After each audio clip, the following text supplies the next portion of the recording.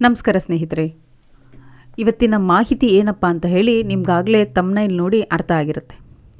ಹೌದು, ನಾವಿವತ್ತು ಗೋಮತಿ ಚಕ್ರದ ಬಗ್ಗೆ ತಿಳ್ಕೊತಾ ಇದ್ದೀವಿ.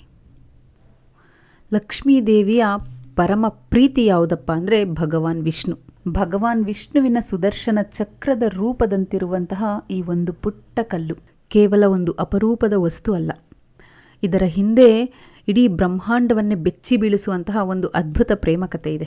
ಹೌದು, ರಾಧಾದೇವಿಯ ತೀವ್ರ ಕೋಪಕ್ಕೆ ಹೆದರಿ ತನ್ನ ಅಸ್ತಿತ್ವವನ್ನೇ ಕರಗಿಸಿಕೊಂಡು ನದಿಯಾದಂತಹ ಆ ಪರಮ ಪವಿತ್ರ ದೇವತೆ ಯಾರು? ಕೃಷ್ಣನ ಗೋಲೋಕಕ್ಕೂ ನಿಮ್ಮ ಮನೆಯ ಅದೃಷ್ಟವನ್ನು ಬದಲಾಯಿಸುವಂತಹ ಈ ಗೋಮತಿ ಚಕ್ರಕ್ಕೂ ಇರುವಂತಹ ಲಿಂಕ್ ಆದರೂ ಏನು? ಸ್ನೇಹಿತರೆ, ನಾವೆಲ್ಲರೂ ಗೋಮತಿ ಚಕ್ರವನ್ನು ಪೂಜೆ ಮಾಡ್ತೀವಿ. ಅದು ಮನೆಯಲ್ಲಿದ್ದರೆ ಒಳ್ಳೆಯದು ಅಂತ ಹೇಳಿ ನಾವು ನಂಬ್ತೀವಿ. ಆದರೆ ಈ ಗೋಮತಿ ಚಕ್ರ ಎಲ್ಲಿಂದ ಬಂತು?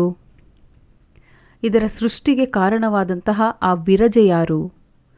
ಬ್ರಹ್ಮದೇವನ ಯಜ್ಞ ಮತ್ತು ಗಂಗಾ ನದಿಯ ಅಂಶ ಈ ನದಿಯಲ್ಲಿ ಹೇಗೆ ಬಂತು?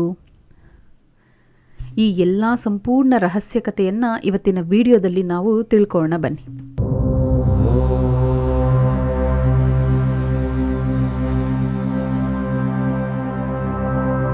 ಗೋಮತಿ ಚಕ್ರ ಇದು ಉತ್ತರ ಪ್ರದೇಶದ ದ್ವಾರಕಾದಲ್ಲಿ ಹರಿಯುವಂತಹ ಗೋಮತಿ ನದಿಯಲ್ಲಿ ಸಿಗುವ ಒಂದು ಅಪರೂಪದ ನೈಸರ್ಗಿಕವಾದ ಶಂಖದ ರೂಪದ ಕಲ್ಲು. ಇದರ ಒಂದು ಬದಿಯಲ್ಲಿ ಚಕ್ರಾಕಾರದ ಗುರುತಿರುವುದರಿಂದ ಇದಕ್ಕೆ ಗೋಮತಿ ಚಕ್ರ ಅಂತ ಹೇಳಿ ಕರೀತಾರೆ. ಹಿಂದೂ ಧರ್ಮ ಮತ್ತು ಜ್ಯೋತಿಷ್ಯ ಶಾಸ್ತ್ರದಲ್ಲಿ ಇದಕ್ಕೆ ಅತ್ಯಂತ ಪವಿತ್ರ ಹಾಗೂ ಮಹತ್ವದ ಸ್ಥಾನವನ್ನು ಕೊಟ್ಟಿದ್ದಾರೆ. ಇದರ ಮುಖ್ಯವಾದ ಪ್ರಯೋಜನಗಳೇನು, ಇದನ್ನು ಬಳಸೋ ವಿಧಾನ ಏನು ಅಂತ ಹೇಳಿ ನಾವು ಮುಂದೆ ಮುಂದೆ ತಿಳ್ಕೊತಾ ಹೋಗೋಣ. ಗೋಮತಿ ಚಕ್ರವನ್ನು ಮಹಾಲಕ್ಷ್ಮಿಯ ಸ್ವರೂಪ ಅಂತ ಹೇಳಿ ನಂಬಲಾಗುತ್ತೆ. ಇದನ್ನು ಮನೆಯಲ್ಲಿ ಇಟ್ಟರೆ ಸಂಪತ್ತು ಮತ್ತು ಸಮೃದ್ಧಿ ಹೆಚ್ಚುತ್ತದೆ ಎಂಬ ನಂಬಿಕೆ ಇದೆ. ಇದರ ಮೇಲಿರುವಂತಹ ಸುರಳಿ ಆಕಾರವು ಭಗವಾನ್ ವಿಷ್ಣುವಿನ ಸುದರ್ಶನ ಚಕ್ರವನ್ನು ಹೋಲುತ್ತದೆ. ಹಾಗಾಗಿ ಇದು ನಕಾರಾತ್ಮಕ ಶಕ್ತಿಗಳನ್ನು ದೂರ ಮಾಡುತ್ತದೆ ಅಂತ ಹೇಳಿ ಹೇಳ್ತಾರೆ. ಇನ್ನು ನಿಮಗೆ ಅನ್ನಿಸಬಹುದು, ಇದನ್ನು ಕಂಡಿಡಿದವರು ಯಾರು? ಇದನ್ನು ಪೂಜೆ ಮಾಡಬೇಕಂತ ಯಾಕೆ ಕಂಡಿಡಿದ್ರು ಅಂತ ಹೇಳಿ ನಿಮಗೆ ಒಂದು ಅನುಮಾನ ಬರಬಹುದು. ಇದನ್ನು ಒಬ್ಬ ವ್ಯಕ್ತಿ ಪ್ರಯೋಗಶಾಲೆಯಲ್ಲಿ ಕಂಡಿಡಿದಿದ್ದಲ್ಲ. ಇದು ನೈಸರ್ಗಿಕವಾಗಿ ಪ್ರಕೃತಿ ದೇವತೆ ನಮಗೆ ಕೊಟ್ಟಂತಹ ಒಂದು ದೈವಿಕ ಕಲ್ಲು ಅಂತ ಹೇಳಿದ್ರೆ ತಪ್ಪಾಗಲ್ಲ. ಇದನ್ನು ಯಾರೂ ಸಹ ಕಂಡಿಡಿದಿಲ್ಲ. ಇದು ನಮಗೆ ಪ್ರಕೃತಿದತ್ತವಾಗಿ ಬಂದಂಥದ್ದು. ಇದನ್ನು ನಮಗೆ ಪರಿಚಯಿಸಿದ್ದು ಸಾಧು ಸಂತರು. ದ್ವಾರಕೆಯಲ್ಲಿ ಕೃಷ್ಣನ ಆಳ್ವಿಕೆ ಇದ್ದಂಥ ಸಂದರ್ಭದಲ್ಲಿ ಅಲ್ಲಿನ ಸ್ಥಳೀಯರು ಸಾಧುಗಳು ನದಿಯ ತಟದಲ್ಲಿ ಸಿಕ್ತಿದ್ದಂತಹ ಈ ಸುರುಳಿಯಾಕಾರದ ಕಲ್ಲನ್ನು ತಂದು ದೈವಿಕ ಶಕ್ತಿಯ ಸಂಕೇತ ಅಂತ ಗುರುತಿಸಿ ಪೂಜೆಯನ್ನು ಮಾಡ್ತಿದ್ರು. ಅಂದಿನಿಂದ ಇಲ್ಲಿಯವರೆಗೂ ಗೋಮತಿ ಚಕ್ರವನ್ನು ತುಂಬ ಪವಿತ್ರದಿಂದ ಜನ ನೋಡ್ತಾರೆ. ಗೋ ಅಂದರೆ ಹಸು, ಮತಿ ಅಂದರೆ ಬುದ್ಧಿ, ಅಂದರೆ ಆಧ್ಯಾತ್ಮಿಕ ಜ್ಞಾನ. ಗೋಮತಿ ನದಿಯು ಭಗವಾನ್ ವಿಷ್ಣು ಮತ್ತು ಗಂಗೆಯ ಅಂಶದಿಂದ ಭೂಮಿಗೆ ಬಂದಿದ್ದರಿಂದ ಆ ಪವಿತ್ರ ನದಿಯಲ್ಲಿ ಸಿಗುವ ಈ ಚಕ್ರಗಳಿಗೂ ಕೂಡ ಅದೇ ಹೆಸರು ಬಂದಿದೆ. ಇನ್ನು ಇದು ಲಕ್ಷ್ಮೀ ದೇವಿಗೆ ಯಾಕೆ ಪ್ರಿಯ ಅಂತ ತಿಳ್ಕೊಬೇಕಂದ್ರೆ, ಎಲ್ಲರಿಗೂ ಸಮುದ್ರ ಮಂಥನದ ಕತೆ ಗೊತ್ತಿದೆ ಅಲ್ವಾ? ಸಮುದ್ರ ಮಂಥನದ ಸಮಯದಲ್ಲಿ ಲಕ್ಷ್ಮೀ ದೇವಿ ಕೂಡ ಬರ್ತಾಳೆ ಅಂತ ನಮಗೆಲ್ಲರಿಗೂ ಗೊತ್ತಿದೆ. ಅದರಲ್ಲಿ ಸಿಕ್ಕಂತಹ ವಸ್ತುಗಳಲ್ಲಿ ಈ ಗೋಮತಿ ಚಕ್ರವೂ ಒಂದು.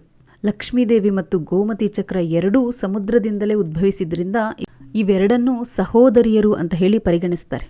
ಆದ್ದರಿಂದ ಗೋಮತಿ ಚಕ್ರ ಅಂದರೆ ಲಕ್ಷ್ಮೀದೇವಿಗೆ ಪ್ರಿಯ. ಜೊತೆಗೆ ಶ್ರೀಕೃಷ್ಣ ದ್ವಾರಕೆಯನ್ನು ನಿರ್ಮಿಸಿದಂಥ ಸಂದರ್ಭದಲ್ಲಿ ಮಹಾಲಕ್ಷ್ಮಿಯ ರೂಪದಲ್ಲಿ ರುಕ್ಮಿಣಿಯಲ್ಲಿ ನೆಲೆಸಿರ್ತಾಳೆ. ದ್ವಾರಕೆಯ ಗೋಮತಿ ನದಿಯ ತೀರದಲ್ಲಿ ಶ್ರೀಕೃಷ್ಣ ಮತ್ತು ಲಕ್ಷ್ಮೀದೇವಿಯ ದೈವಿಕ ಲೀಲೆಗಳು ನಡೆದಿದ್ದರಿಂದ ಆ ನದಿಯ ಒಡಲಲ್ಲಿ ಮೂಡಿ ಬಂದಿರತಕ್ಕಂತಹ ಈ ಚಕ್ರಗಳು ಲಕ್ಷ್ಮೀದೇವಿಗೆ ಪ್ರೀತಿ ಪಾತ್ರವಾದವು. ಇನ್ನು ಗೋಮತಿ ನದಿಯ ಬಗ್ಗೆ ನಾವು ತಿಳ್ಕೋಬೇಕು ಅಂದರೆ, ಬ್ರಹ್ಮವೈವರ್ತ ಪುರಾಣ ಮತ್ತು ದೇವಿ ಭಾಗವತದ ಪ್ರಕಾರ ಭಗವಾನ್ ಶ್ರೀಕೃಷ್ಣ ಮತ್ತು ರಾಧಾದೇವಿ ನೆಲೆಸಿರುವಂತಹ ಪರಮ ಪವಿತ್ರವಾದ ಗೋಲೋಕದಲ್ಲಿ ವಿರಜೆ ಎಂಬ ಸಖಿ ನೆಲೆಸಿರ್ತಾಳೆ. ಆಕೆ ಶ್ರೀಕೃಷ್ಣನ ಪರಮ ಭಕ್ತೆಯಾಗಿರ್ತಾಳೆ. ಜೊತೆಗೆ ಶ್ರೀಕೃಷ್ಣನಿಗೆ ಆಪ್ತಳಾದ ಗೋಪಿಕಾಸ್ತ್ರೀ ಆಗಿರ್ತಾಳೆ. ಆಕೆಯ ರೂಪ, ಲಾವಣ್ಯ ಮತ್ತು ಕೃಷ್ಣನ ಮೇಲಿದ್ದಂತಹ ಭಕ್ತಿ ಎಷ್ಟು ಅನನ್ಯವಾಗಿತ್ತು ಅಂದರೆ ಶ್ರೀಕೃಷ್ಣನು ಆಕೆಯ ಭಕ್ತಿಗೆ ವಿಶೇಷವಾಗಿ ಒಲಿದಿರ್ತಾನೆ. ವಿರಜೆ ಅಂದರೆ ಯಾವುದೇ ಕಲ್ಮಶವಿಲ್ಲದ ಅತ್ಯಂತ ಶುದ್ಧವಾದದ್ದು ಅಂತ ಅರ್ಥ. ಒಮ್ಮೆ ಶ್ರೀಕೃಷ್ಣ ರಾಧೆಯ ಅನುಪಸ್ಥಿತಿಯಲ್ಲಿ ವಿರಜೆಯ ಒಟ್ಟಿಗೆ ಸಮಯವನ್ನು ಕಳೆತಿರ್ತಾನೆ. ಇದನ್ನು ತಿಳಿದಂತಹ ರಾಧಾದೇವಿಗೆ ತೀವ್ರ ಕೋಪ ಬಂದ್ಬಿಡುತ್ತೆ. ಕೋಪದ ಜೊತೆಗೆ ಅಸೂಹೆ ಕೂಡ ಬರುತ್ತೆ. ಕೋಪಗೊಂಡಂತಹ ರಾಧೆಯು ವಿರಜೆಯ ಭವನಕ್ಕೆ ಧಾವಿಸಿ ಬರ್ತಾಳೆ. ರಾಧೆ ಬರ್ತಿರೋದನ್ನು ಕಂಡು ವಿರಜೆಗೆ ಭಯ ಆಗಿಬಿಡುತ್ತೆ. ಅವಳ ಕೋಪಕ್ಕೆ ಹೆದರುಕೊಂಡವಳು ತನ್ನ ಅಸ್ತಿತ್ವವನ್ನೇ ಕರಗಿಸಿಕೊಂಡು ನೀರಿನ ರೂಪಕ್ಕೆ ತಿರುಗಿಬಿಡ್ತಾಳೆ. ಭವನದೊಳಗೆ ಬಂದ ರಾಧೆಗೆ ಅಲ್ಲಿ ವಿರಜೆ ಭೌತಿಕ ರೂಪದಲ್ಲಿ ಕಾಣಿಸೋದಿಲ್ಲ, ಕೇವಲ ನೀರಿನ ಧಾರೆ ಕಾಣಿಸುತ್ತೆ.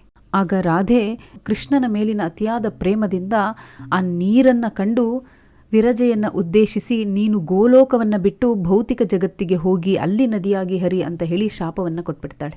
ರಾಧೆಯ ಶಾಪದ ನಂತರವೇ ವಿರಜೆ ಭೂಮಿಗೆ ನದಿಯಾಗಿ ಬರಬೇಕಾಗಿ ಬರುತ್ತೆ.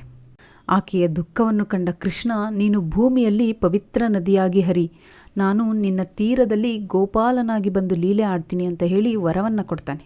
ಆ ಸಮಯದಲ್ಲಿ ಭೂಲೋಕದಲ್ಲಿ ಜನರಿಗೆ ಮೋಕ್ಷ ಸಿಗಬೇಕು ಮತ್ತು ಅವರ ಪಾಪವನ್ನು ತೊಳೆದು ಹಾಕಲು ಒಂದು ಪವಿತ್ರ ನದಿ ಬೇಕಂತ ಹೇಳಿ ಬ್ರಹ್ಮದೇವ ಒಂದು ಯಜ್ಞವನ್ನು ಮಾಡ್ತಿರ್ತಾನೆ. ಆ ಯಜ್ಞದ ಯಶಸ್ಸಿಗಾಗಿ ಭೂಮಿಯನ್ನು ಪಾವನಗೊಳಿಸಲು ಭಗವಾನ್ ವಿಷ್ಣು ತನ್ನ ಶಕ್ತಿಯ ಒಂದು ಅಂಶವನ್ನು ಪ್ರಕಟಿಸ್ತಾನೆ. ಶ್ರೀಮನ್ನಾರಾಯಣನ ನಾಭಿಯಿಂದ ಹೊರಹೊಮ್ಮಿದ ದೈವಿಕ ಜಲ ನೀರಾಗಿ ಹರಿಯುತ್ತಿದ್ದಂತಹ ವಿರಜೆಯ ಜೊತೆಗೆ ಸೇರಿಕೊಳ್ಳುತ್ತೆ.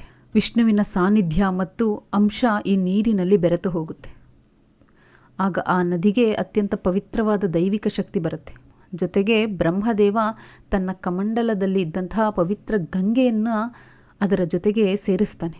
ಆಗ ಗೋಲೋಕದ ವಿರಜೆಗೆ ಅತ್ಯಂತ ಪವಿತ್ರತೆ ಬರುತ್ತೆ. ಗೋಲೋಕದ ಪವಿತ್ರತೆ, ಶ್ರೀಮನ್ನಾರಾಯಣನ ದೈವಿಕಾಂಶ ಮತ್ತು ಗಂಗೆಯ ಪಾವನ ರೂಪ, ಈ ಮೂರೂ ಶಕ್ತಿಗಳು ಒಟ್ಟಾಗಿ ಹರಿದಿದ್ದರಿಂದಲೇ ಗೋಮತಿ ನದಿಗೆ ಅಷ್ಟು ಮಹತ್ವ ಬರುತ್ತೆ. ಇದೇ ಕಾರಣಕ್ಕೆ ಆ ನದಿಯ ಗರ್ಭದಲ್ಲಿ ಸೃಷ್ಟಿಯಾಗುವಂತಹ ಗೋಮತಿ ಚಕ್ರಗಳಿಗೆ ಅಷ್ಟೊಂದು ದೈವಿಕ ಶಕ್ತಿ ಇರುತ್ತೆ ಅಂತ ಹೇಳಿ ನಂಬಲಾಗುತ್ತೆ. ಇನ್ನು ಎಲ್ಲರಿಗೂ ತಿಳಿದಿರುವ ಹಾಗೆ ಗಂಗಾ ನದಿಯ ಉಪನದಿ ಅಂತ ಹೇಳಿ ಗೋಮತಿ ನದಿಯನ್ನು ನಾವು ಕರಿತೀವಿ.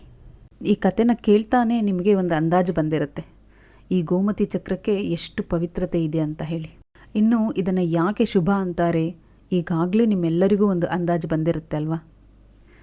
ಇದರ ಮೇಲಿರುವಂತಹ ಸುರುಳಿ ಗುರುತು ಭಗವಾನ್ ವಿಷ್ಣುವಿನ ಪರಮ ಅಸ್ತ್ರವಾದ ಸುದರ್ಶನ ಚಕ್ರವನ್ನು ಹೋಲುತ್ತೆ.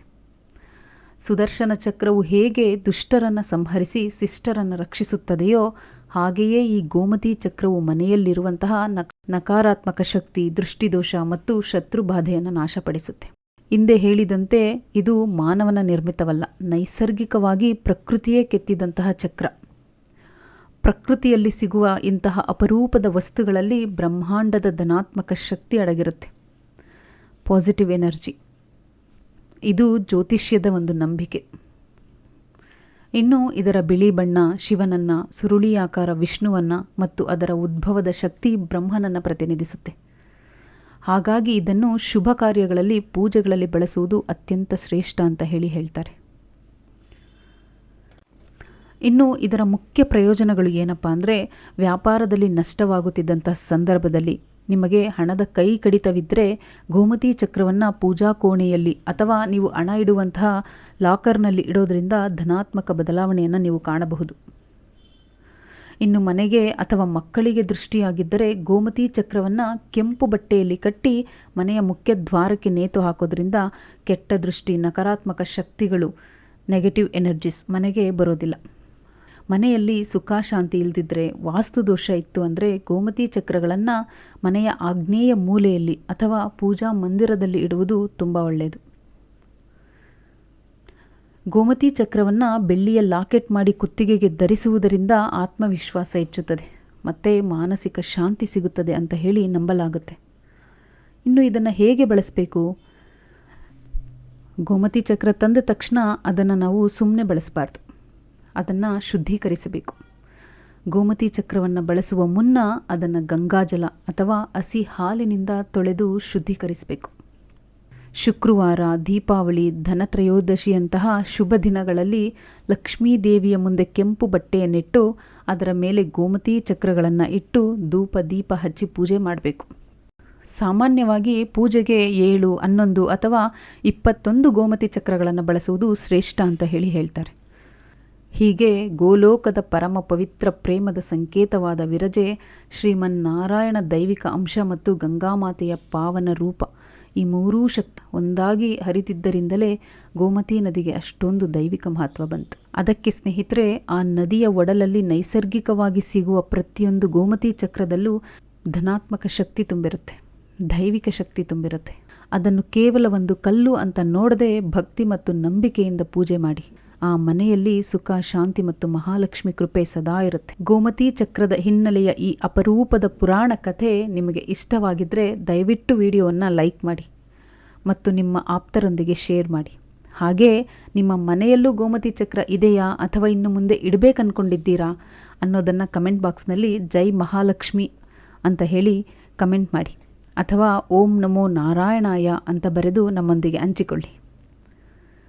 ಇದೇ ರೀತಿಯ ಆಸಕ್ತಿದಾಯಕ, ಐತಿಹಾಸಿಕ ಮತ್ತು ಪೌರಾಣಿಕ ರಹಸ್ಯಗಳನ್ನು ತಿಳಿಯಲು ಈಗಲೇ ನಮ್ಮ ಚಾನಲನ್ನು ಸಬ್ಸ್ಕ್ರೈಬ್ ಆಗಿ ಪಕ್ಕದಲ್ಲಿ ಇರುವಂತಹ ಬೆಲ್ ಐಕಾನ್ ಮೇಲೆ ಕ್ಲಿಕ್ ಮಾಡಿ. ಮತ್ತೊಂದು ಅದ್ಭುತ ಕಥೆಯೊಂದಿಗೆ ಮತ್ತೆ ಸಿಗೋಣ. ಧನ್ಯವಾದಗಳು.